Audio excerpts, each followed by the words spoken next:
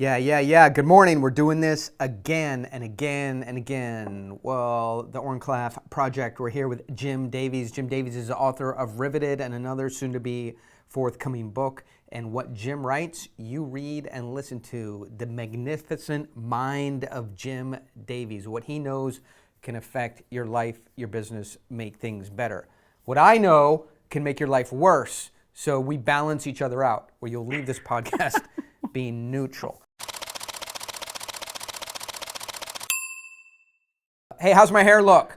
It's a trick question.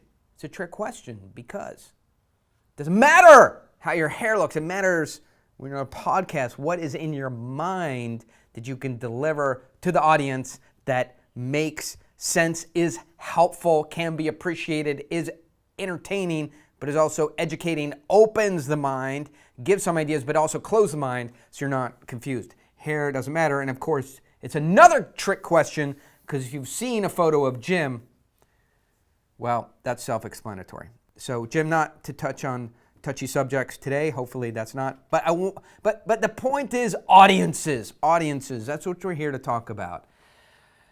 Podcast after podcast, you step in front of an audience, they look up expectantly at you like little baby birds going beep, beep, beep, feed me entertaining, educational worms, beep, beep, beep. And you gotta just like have a million little wriggly worms with you that you can feed the baby birds, otherwise they get restless and mad. You have to feed them information, you have to feed them entertainment. And I'll give you a quick example.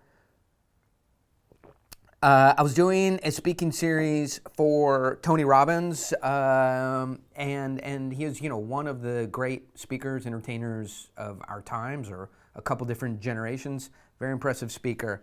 So I was happy to do it, but I couldn't get to Europe where he needed me. So Tony said, look, do it from your studio. I have a warehouse with a studio in it. This is our small studio. We have a big studio. And you might be asking, why are you, podcast listener, only getting the small studio? Because you haven't earned the big studio yet. No. So if you can imagine in your mind this big, lonely warehouse. Like normally, sometimes if I have my whole car collection here, the warehouse will have 20 motorcycles, a Lamborghini, a couple huge monster trucks. Like it's a big warehouse. Empty all that stuff out. It's just a lonely place. So Tony's people come by, they set up the camera. I'm in a big warehouse all by myself, and it's all messed up because, I think it's like 8 o'clock at night here because it's noon or 1 o'clock in the afternoon in Europe, where he is, Netherlands, Amsterdam, Norway, can't remember where it was. It's Father's Day. Oh, this was a year ago. It's Father's Day, and I couldn't go because it was Father's Day. And I have a kid. You don't go to Europe to meet with Tony Robbins, leave your kid at home going, where's dad? Oh, he's hanging out with Tony. So anyway, bad dad. My kid, I taught him to say something, but he won't forget it. He goes, bad dad, right? So now I can only be a good dad. All right, so they come and deliver the equipment. I'm sitting in this empty warehouse. They got this camera pointing at me. And there's a couple different topics. We talked about this last time, Jim, but I start to peak, right? Because I want to be on. There's a couple thousand people in the audience. And they're going to show me on the Jumbotron in the Netherlands or Amsterdam or Norway or wherever it is, right?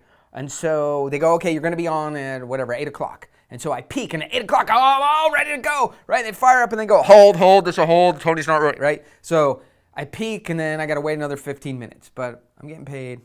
That's my job, is to be ready when the audience is ready. So they go, okay, you're on in 3, 2, 1, hold. Audience isn't ready. So this is another topic in and of itself, is peaking, right? You peak to go on, you peak to get on a phone call, you peak, you prepare, you peak to get, go in front of a committee, and then they hold you.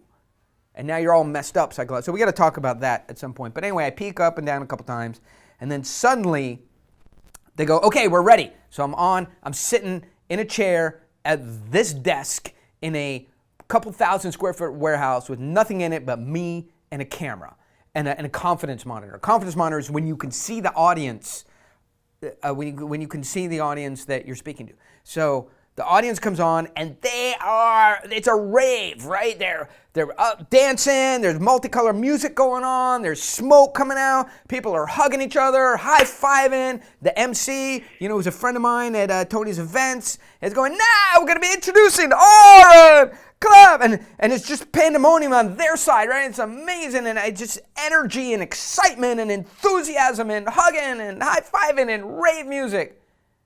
And on my end, an empty warehouse with me. Our energy levels, could not be more different. So I did the worst thing possible that a speaker can do, which is reorganize my content as the speech starts. Like, ooh, you hear that? Like, Jim, did you just? And why did you do that, Oren? Like, what? Because you had so little feedback. What made you want to reorganize it? I'm gonna tell you in a second, but it's funny. Jim said "ooh" in a way that only means one is I just shoved a pencil in my eye by mistake, or somebody just told me that they reorganized their speech as they started. So only two reasons to say "ooh" like that. Ooh, yeah, because our energy levels were so different. What I decided to do is move my joke to the beginning to really get rapport, engagement, and get my energy. So you're trying to match, right? What's that?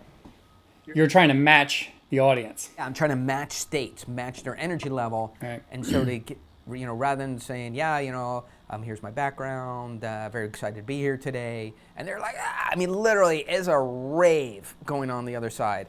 And, it's not really that there's a functional problem with my personality or charisma, but I'm not that kind of person anyway. We talked about before. I'm not a motivational speaker. But my energy level just I don't have people around me. It's late at night. I peaked a couple times. And so I'm like, I better get this joke out rather than my regular brain, material. So this joke, I've told it all over the world, probably in 30 different countries. And it's comedians start to know their jokes. And I crush, like it is a audience crusher. I'm not going to give it to you now because it's a paid. Unless you have $30,000, $40,000, you can't hear my joke. But anyway, it's good. So it takes about 5-6 lines. It's a comedy sketch. It's not a joke, right? And it has takeaway lessons for my topic. And I performed it, hundreds of times. And I just know the timing, I know the pacing, I know the inflection, I know I have the voices of the characters, right? It's super great. And it crushes audiences from Italy to Israel to Russia, even when they have to interpret the joke into another language. Crushes audience. It's like, and I say that because it's the most reliable thing I have. And that's another topic, is like, when you're scared, what you do is you reach into your grab bag of things that are extremely reliable, that will crush an audience. By crush, I mean make them happy. So for all you people booking speakers and thinking about Jim and I as a speaker, we don't want to crush the audience. When we say crush, we mean crush it, like destroy all known boundaries before of speaker engagement. Like this comedy sketch is just really, audiences love it. So anyway, I drop my opening material. I move into I'm looking at the faces, the camera's scanning the crowd. It's a couple thousand people. There's still lights going on and smoke. People calm down. I go into my comedy sketch. I'm nailing it. I'm looking at the confidence monitor, and the faces looking back at me are anticipatory. They're in the heat of my sketch. And I do the setup. I start the joke with a hook. I go into the setup. I start sketching out the characters. I start leading them into the path to payoff, right? And then eventually I deliver the payoff, the joke part, the part that audiences realize they were thinking one thing, but it's really the other. It's extremely funny, and they start crying, right? So I deliver the punchline, the payoff, and I'm looking at the confidence monitor, and I'm staring at a sea of faces as if I just revealed I'm the leader of Al-Qaeda, right, on national television. They're just looking at me like stone-faced, like stone garden gnomes. No reaction at all. And so in my warehouse, It's probably 72 degrees, but I immediately start sweating. You know, I have to, like, I'm a paid professional speaker, so I have to maintain my composure. But that doesn't mean your internal organs have to maintain their composure. I just have to outwardly look like I'm composed. Yeah. But inside, you know, there's that Eddie Murphy movie where he's in jail. I forget what it was. He goes, "Karate man feel pain on the inside." Right? Speakers feel pain on the inside. Ouch. Hurts. Because I gave my best piece of material and I'm looking back at people who are looking at me like the head of ISIS. I'm like, God damn, tough audience. What the heck? Or maybe it's the monitor. You know, maybe it's that I'm on the Jumbotron. Maybe that they're tired. You know, maybe English not speaking so goodly in Norway or wherever it was. I don't know. Like, my mind is racing, but I'm composed. And then 5, 4, 3, 2, 1. I'm just pausing, composing myself, getting ready to go into another material. And then, boom! Ah! It was like a joke grenade, right? Where you pull the pin and you count 6, 5. It was a camera delay, right? The camera delay, you know, was about a 5-second delay. So once I gave the punchline, the payoff, I didn't get to see their reaction for 5 seconds. But for 5 seconds, that was the toughest audience in the world. Now, I will not, you know, I will admit that there have been other times where the audience is in front of me. No technical delay. You know, earlier in my speaking career where I deliver something and no possible technical delay, the audience is just tough, right? They're not sort of buying into the material. Now, comedians go through this all the time, maybe every night. I know, Jim, you've done comedy. But when you're paid $30, $40, $50, $100,000 to deliver entertainment, to deliver education, you reach this crossroad where you deliver good material and the audience isn't reacting the way you want them to. Is it a tough audience? Is your topic engaging? Are they thinking about it? So, Jim, does it trigger in your mind a time, you know, that you've had this situation in front of your classes and audience where you just are, your mind goes, is this a tough audience? Is it me? Is it material? What's going on? And what do you do next? Yeah, as a lecturer in university, I get the feeling that when something's not working and they're not engaged, I teach a class where I show a lot of TED Talks because, you know, it breaks up the class a little bit and, you know, people seem to like them. But over the years, I found that they were starting to get bored. So I would sit in the audience and watch them watch the talk. And I started seeing people getting out their phones and chatting with each other, and that's a material problem, right? So what I did was I watched those talks again, taking notes, and just basically incorporated the important parts into the lecture, and it worked much better, right? So, you know, and this speaks to another thing, Oren, about practice. You know, we should probably talk about, you know, if you're somebody who gives talks, how do you get practice? Because you have to practice in front of people. I mean, it's fun, it's good to practice in front of the mirror, but just like stand up, you got to practice in front of people to really know. Dude, bro, you know? Can I call you dude, bro? Yes. The correct. Only you, Oren. The correct answer is please don't. Right? Please don't do that. I'm a professor at a well-established university and teach classes of thousands of people and set young people on the path to their careers and lives. Please don't call me dude, bro. Dr. Dude Bro to you.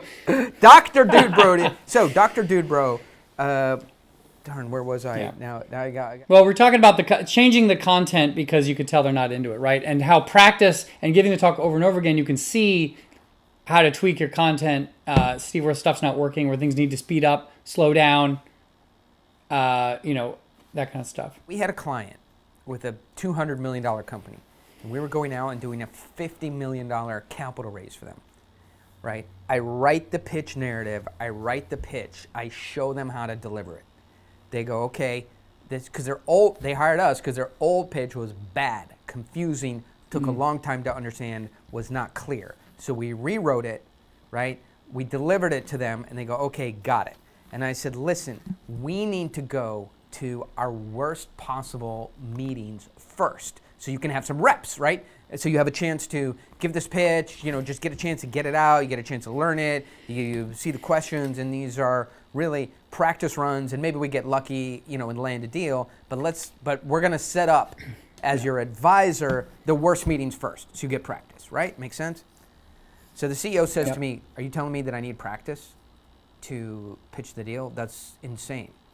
I'm like, what universe are we in right now where practice doesn't help in a presentation, right? And so, CEO of a $200 million company, very proud of himself, to say the least.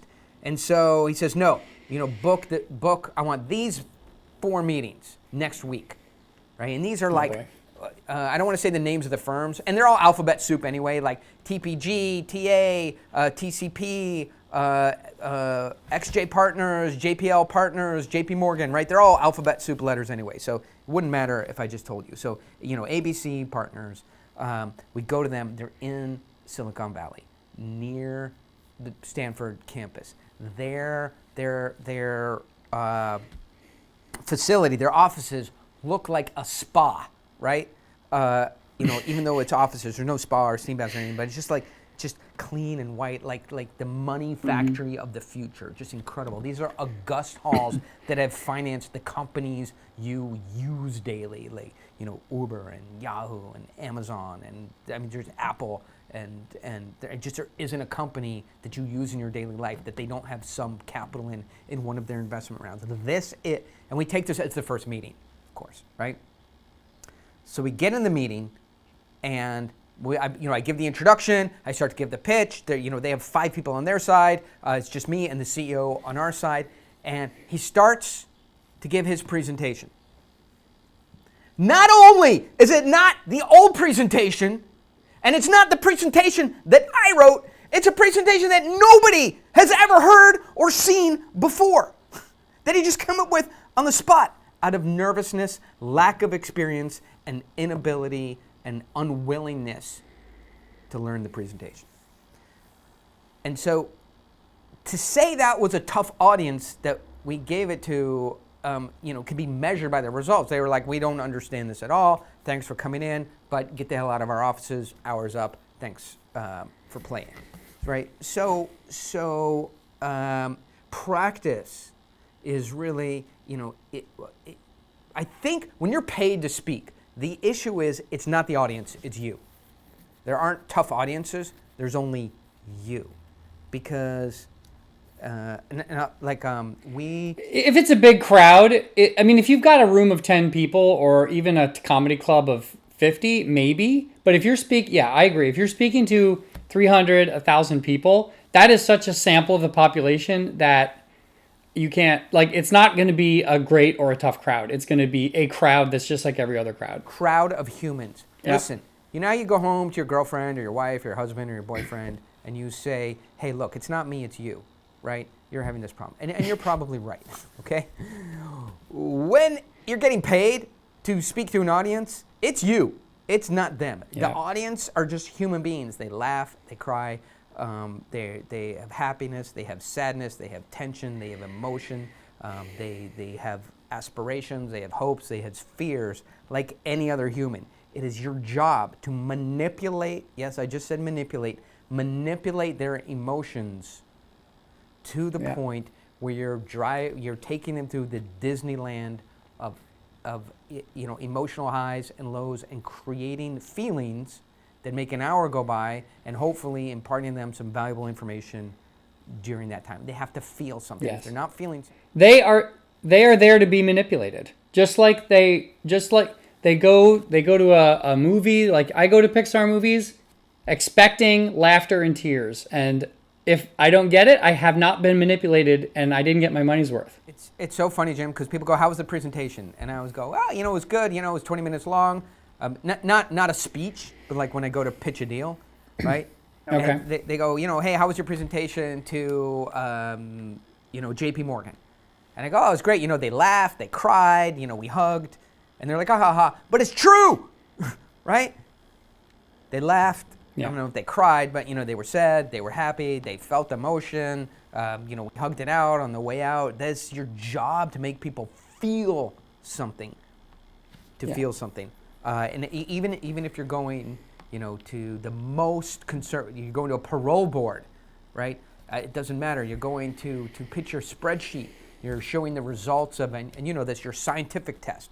The audience has to feel something. And if you're charged with speaking to an audience about a subject matter for an hour, they have to feel something. And probably in these big crashing waves, it should be, it should feel to them like they just, we're watching the perfect storm. And they should feel lots of emotion, soaring heights, low lows, and it should be something that they talk about. And how to generate that emotion, is a subject for a different day, but we're sort of talking about tough audiences. So if the audience is tough, they're not reacting to your material, they're sitting there impassioned, that's you. And number one is you probably just don't know your material well enough. Yeah. I got some advice that I've read before that I think is worth bringing up. And I've seen this in 3 different places. One is an excellent book called Give and Take by Adam Grant. Did you ever read that, Oren? No, I haven't. That's a fabulous book. Give and Take. It's a good one to listen to because it's a lot of narrative, and it doesn't require like careful reading. Jim, here's a problem really quickly. Like, as a college professor, you get books that cost like $180. None of us can afford to buy the books you get. Luckily, this is on Audible, and it's a trade book. But yeah, you can afford it. It's great. When Jim tells you, hey, you know what? You should get the anthology of comedic fiction. Yeah, it's on sale for $200. Yeah, you ain't spending $4.95 on Amazon for the used one, right? You're spending $285 for the textbook, and Jim probably wrote it, and he's getting $160. The other place I read it is in a great book called Never Split the Difference about negotiating. It was written by a FBI hostage negotiator. Yeah, Chris Voss. Yep, that's a great book. And the last place I learned it was 8 Mile. Yeah. Starring Eminem. Anyway, yep. And the advice is this: when if you're talking to 1,000 people, there's no such thing as a tough room. But if you are speaking to a smaller crowd, sometimes you can anticipate that there might be a problem. So there's a story in Give and Take where Adam Grant, he's got to give some advice to these generals. And he was like 24 and young looking at the time or something like that. And he looks out at all these like 50, 60-year-old generals. And he's this like kid up there, And the first time he gave the talk, it just kind of bombed and no one took him seriously. Next time he gave a talk like that, he said, I know what you're thinking. You're thinking, how could I possibly learn anybody when this guy's only 14 years old? And there was like a pause for a second or two, and then everyone laughed, and somebody said, oh, I'm sure you're at least 19. And it broke the ice, and so the lesson is that if you anticipate their objections and vocalize them, it diffuses them, right? And Never Split the Difference in hostage negotiation and whatever kind of negotiation, you can say things like, you're going to think I'm a jerk for saying this, and that actually lets them know that you are aware of the situation and you're acknowledging before they even say it their position, so they don't have to think about it and rehearse it over and over and over again. And in 8 Mile, one thing is we're into sort of pitch content now, right? Because most of the pitches that companies bring me and I have to repitch or reorganize, right? I end up going, look, what is the thing about this that people go, doesn't this already exist? Why does the world need another coffee shop? Why does another world need another solar panel? Why does the world need another semiconductor? Why does the world need another kind of camera lens, right? And so I diffuse that, or I deal with it very early on. I go, hey, I know what you're thinking. Why does the world need another solar panel? There's 50 companies in China, there's 75 companies in Europe, there's 150 companies in the United States, and there's 7 companies on the dark side of the moon that make solar panels. Why in the hell, Oren, John, Jim, Susan, Heather, does the world need another solar company? And I'll tell you. And and then we go on to make the pitch. But it's the same thing. It's raising the absolute clear objection ahead of time. And so, if you know, like I can tell this, in the speeches that I give, I can do edutainment very aggressively where the audience is laughing and crying and moving around their seats and participating and having fun for about an hour, right? As I move into an hour and a half, which I don't like to do, right? But sometimes, if you go all the way to Europe and it's 100,000, you sort of owe them 2 hours. So as I move into the second hour, I don't have that much, comedic timing and material prepared.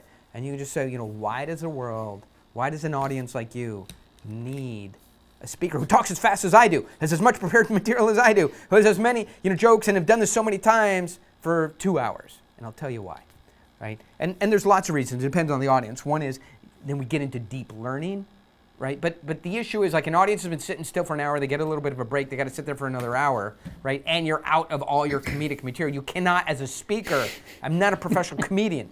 Jim, is a semi-professional comedian. I can't be expected. I don't even think Chris Rock has 2 hours of comedy, right? I can't be expected to have you rolling in your seats for 2 goddamn hours. 1 hour, sure, no problem. Why does this audience need me to talk for another hour? We've had fun together. But now we got to do some deep learning. So whatever, it's very effective for, as you said, overcoming the objections, or really, I call it, hitting the nail on the head. There's the white elephant in the room, the elephant in the room, the thing that we're not talking about. I've become very good at saying, I know what you're thinking. The reason I know what you're thinking. And there's something else about the way you describe that has an added benefit. You said, why does the world need another solar panel when there are 75 companies in China? There's an added benefit to the way you describe that. Remind me what you call it in your new book that isn't out yet. It's a something role. Is it like competence role or? The flash role. You're actually not only acknowledging their fear, but you're showing them that you know more about it than they do. You know how saturated the market is. Exactly. And they're just worried, I bet this market's really saturated. You're like, you know what? There are exactly 75 companies in China doing this. And that not only addresses their concern, but it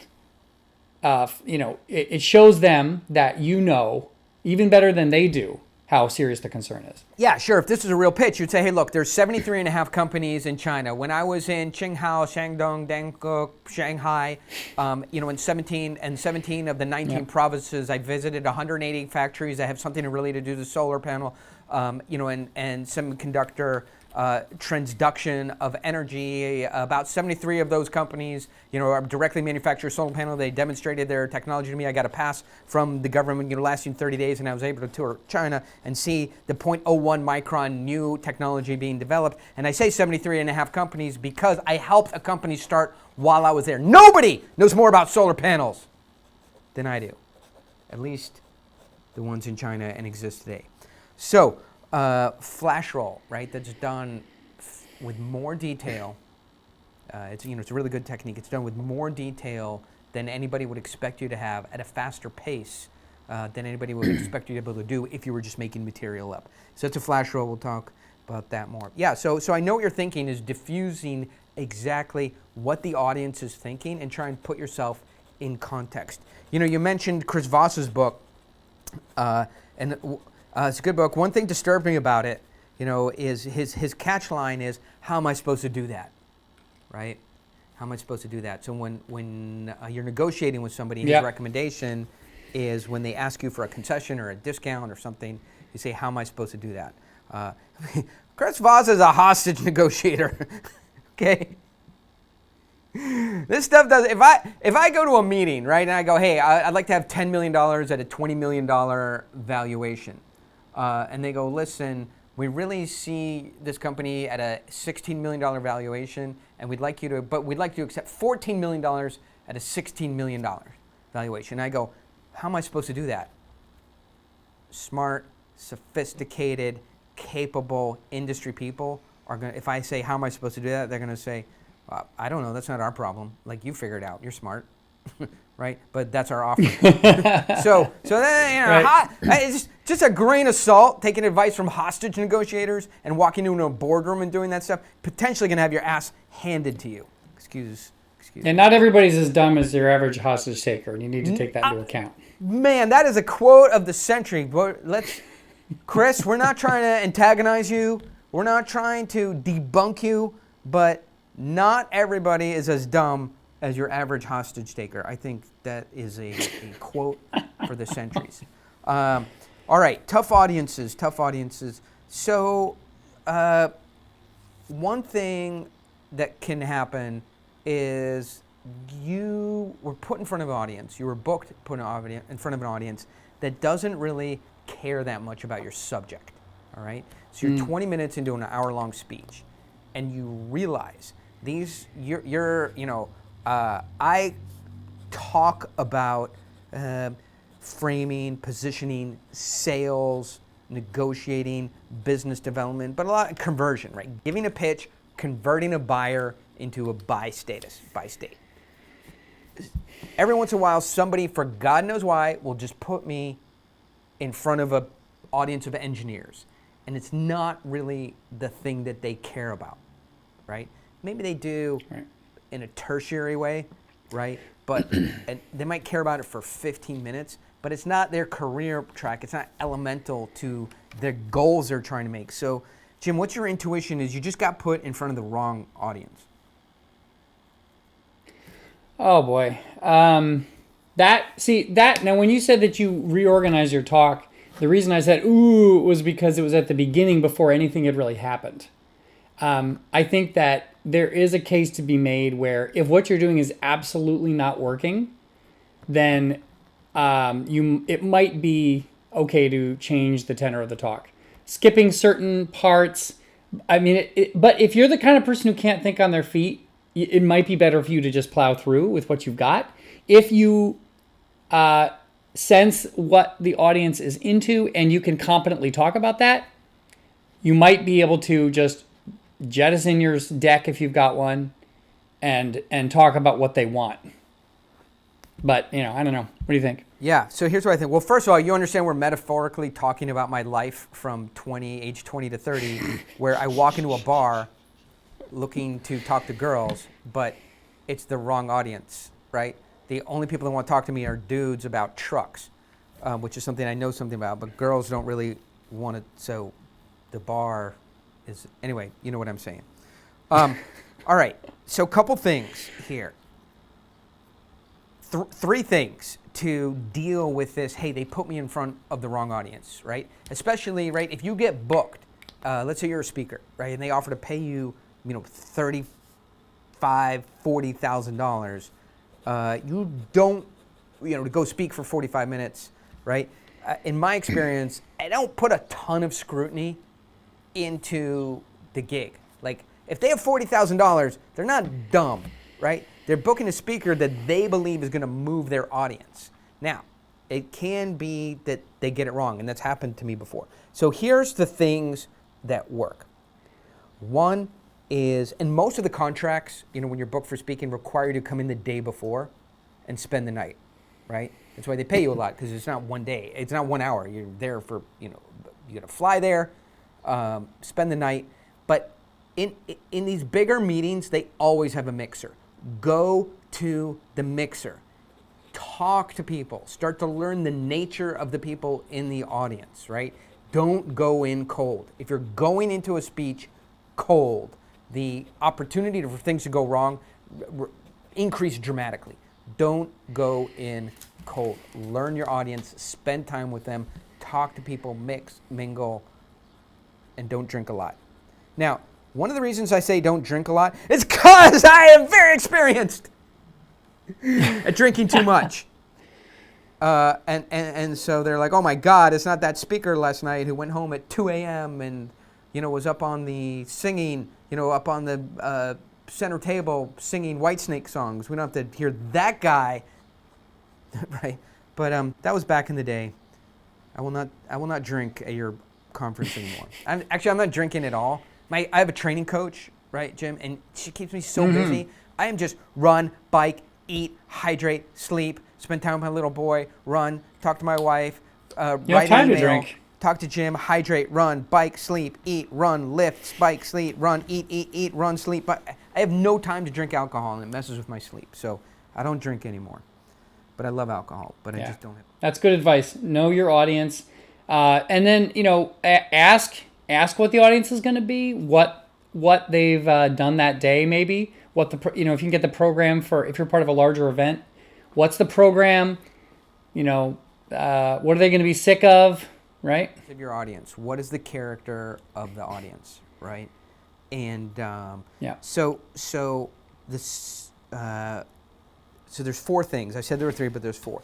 The next thing is experienced speakers have a set of emergency backup slides. Your speech will probably have 8 to 25 slides, depending on how dependent you are at slides. Remember, the goal is slide 0, right? 0 slides. But you're never going to accomplish that because it's just like impossible. So forget it. You're going to have 8 to 25 slides. 8 for a very experienced speaker like Jim. 25 slides for Oren 10 years ago. But you need to have emergency backup slides that are below your 8 slides. And those cover a range of topics of when you get over your skis, over your head, beyond what the audience is willing to listen to. These are crutches and directional pieces of content that you can turn to on related but different subjects for different kinds of audience. Have emergency backup slides for sure. That's great advice. And do you want to have more to add? Yeah. Oh no, go ahead. You have any comments on that? Well, if you're giving a lot of big time talks don't have question periods. If you're giving a talk that has a question period, I always have lots of slides after the thank you slide that are specifically there for specific questions. Now I'm in a scientific world, so if someone asks me about what kind of statistics did you do there, or what blah blah, I'll just flip. Here's the slide, and I'm prepared. And one time I gave a job talk, and somebody asked a question, and I think I had 40 extra slides after the end of it. And somebody asked a question, and I was like, oh yeah, okay, let me get. And I was flipping through trying to find this damn slide, and I was getting nervous because I'm flipping through these slides. And people are waiting. But later I heard that it actually ended up making a great impression. They said, you looked incredibly prepared. It wasn't smooth, but I was ready. That's the kind of flash roll, right? Is you say, hey, look, let me just find that slides. And you go through 20 incredibly well put together, organized, data rich, compelling slides to get to the one people are like, oh my God. That they've never seen. That wasn't even part of your talk, right? This guy knows everything on earth. Let's have him back. So besides having emergency backup slides, by the way, how are we doing on time? Where are we at? It's 39 minutes. Okay, yeah, we're getting the hook on time. Let me just run through this quickly and then just pull up stakes, because a lot of stuff we covered here. We got to talk on, future shows. Know how to get people into a Q&A. There's nothing. I know the Q&A should come at the end. Right? But a lot of times the audience isn't connected to what you're doing anyway. You go, hey, are there any questions? No questions. We want to get out of here. So there's no problem if you feel like the audience has drifted away from you, you're not on topic with them, somebody lined up engineers, you talk about sales and motivation, you're just not connected to the audience. There's no problem after 15 minutes moving them into a Q&A, right? But you can't just go, are there any questions, right? Then you're going to hear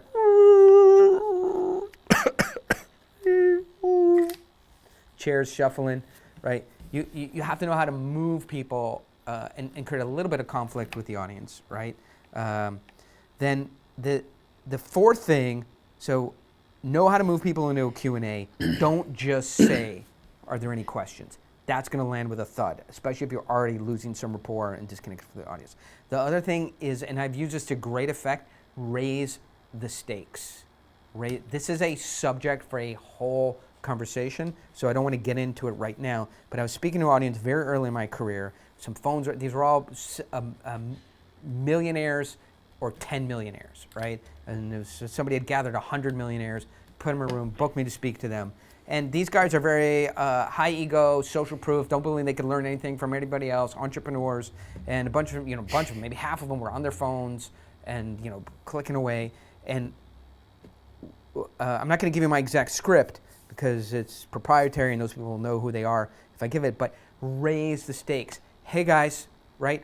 What we're going to talk about here in the next 15 minutes is about taking your $1 million and turning it into $10 million. Now listen, that is not for everybody. Some people are happy or where they are today, right? So if you're happy with where you are, here's my suggestion.